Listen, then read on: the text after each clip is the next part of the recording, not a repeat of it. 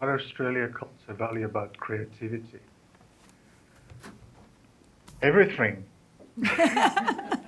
um, Look, we are a very, very diverse community. I think we have up to 100 different cultures and languages. And I have to say that one of the strengths that we have here in Australia is that we really have integrated those cultures in very different ways in terms of the different kinds of food that people eat here, the different ways in which people art that is displayed. So I think that the variety that we have here and the tolerance of that kind of variety is one of the strengths that we have.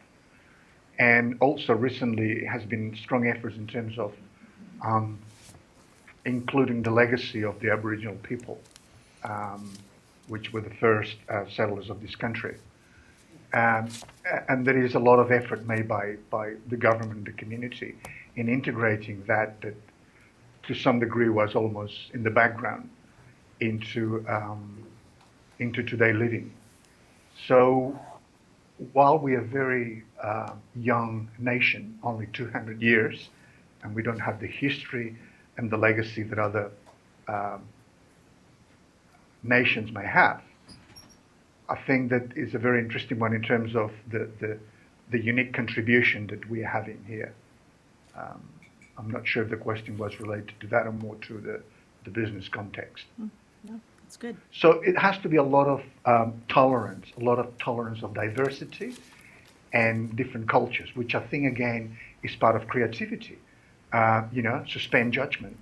You have to be tolerant of individuals' differences, different personalities, cultural backgrounds, and so forth. Great. Thank you. I'll give him his little thank you so he knows. Thank you. That was good.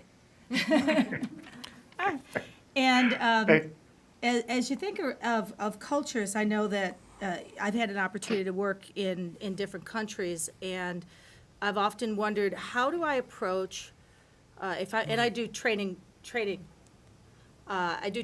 how do I approach different cultures? What's the language that I use? What kind of tools might work, or what kind of activities, or what kind of concepts? And when I was going to the Middle East, I actually, Mary and I sat down with Randah, who was very helpful in, what are some of those things you want to watch out for? What might be some things that might offend a culture, or what are some things that cultures embrace that would be a good way to start? So that was very useful to me.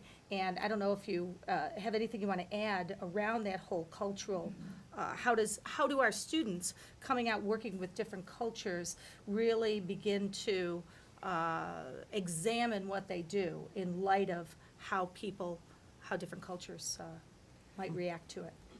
Well, I don't know about like all cultures. I can speak for where I come from. I was born in the Middle East, and I lived there the first part of my life, and before I moved to Canada. And so I think in some ways there are some different things, but in many ways they are exactly the same. It's a matter of, like I said before, knowing what is the story behind something. So if someone does, if there's a way of greeting, or a way of even standing next to each other, or if there's a story behind it, you can simply ask. And people, this I can say all over the world, if you ask, you get more helpful response than just assuming that this is the case or this is how it should be. So because sometimes we go with, okay, this is obvious, this is how we should greet, or this is obvious how we should respond when someone does say something, and so I think that's what I have. Yeah. Great, thanks. We do have a caller, but before we take a caller, Marci, was there anything that you wanted to add to? Well, yeah, hitchhiking off of what Randah was saying, and looking at some of the characteristics that's commonly associated with being creative, which is keeping one's curiosity open. So that is another way of saying that. Yeah. It's to ask the questions, right? It's to ask the questions. And I also want to build on something that Sebastian said. It's not about tolerating the differences. It's about leveraging them. It's about honoring them. It's not about putting up with them. Do you understand what I'm saying? It's about recognizing the richness in the tolerances and helping, and the tolerances and the differences, and helping people work through that, as opposed to, oh God, I got to put up with it. You know what I'm saying? So I want to take it to the next level. It's not about tolerating. It's about working with. So it's not about tolerating ambiguity. It's about working with the ambiguity. It's not just putting up with. I think the 50s and 60s we put up with. The 70s, who knows where we were, and the 80s, who knew where we were. But where it is that we are now is that we work with the energy as opposed to just say that I'm right. What if all of us are right? Yeah. All of us are right. Now how do we work together? As opposed to I'm right and you're wrong. So that's where I went on that. If I have just one more something, even to add to it, even the way we look at creativity, and you know I always bring that up in every class. Yep. Depending on where you come from, you look at creativity in a completely new way. So one of the things I focused on during my study was creativity around the world.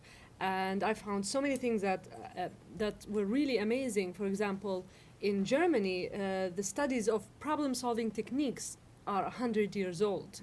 In Russia, looking at creativity is a very intuitive way, and most of the creative psychologists or creative educators are women, unlike in the US, where it's dominated by men and it's more cognitive than holistic or feeling. In Africa, it's more about movement. How you move, it shows how creative you are. So it's a whole, it's a different way of looking at it in Scandinavia. And this is something that I was really interested in.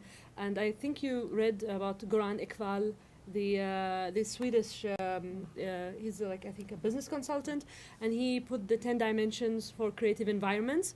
Well, I thought that he was the only one or one of the main ones, but when I went into the literature, there are hundreds, but they all write in Swedish, but there are hundreds, and in the Scandinavian region, they focus on the creative environment. So if you want to know how to build a creative environment, look at what they are doing and build on that. Look at what they're doing in terms of holistic approaches in Russia, and then build on that. And then you can have a really good way of tapping different cultures from their own windows. Who is the one who wrote The Cultures of Organizations? What do you mean? Oh, what's his name?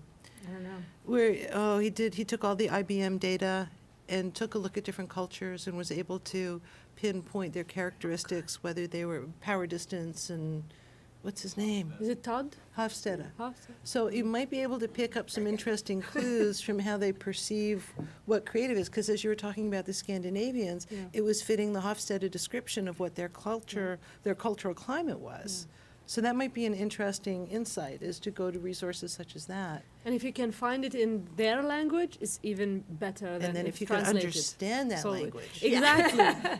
But yeah, if you can find someone who can explain it to you from that culture, they'll tell you the inside meaning that you probably will just miss just looking at literature. I know that when I'm looking at an Arabic book that I read, and then I read the translation, I could not recognize what they're like talking about. They have to break it down to different ways so that the English reader will understand it compared to that culture or whatever it is. But in Arabic, you just don't need to explain it. It just happens. So again, how you look at it. Well, and I'll also tell you, I've done a little bit of travel to different countries and different cultures and so on.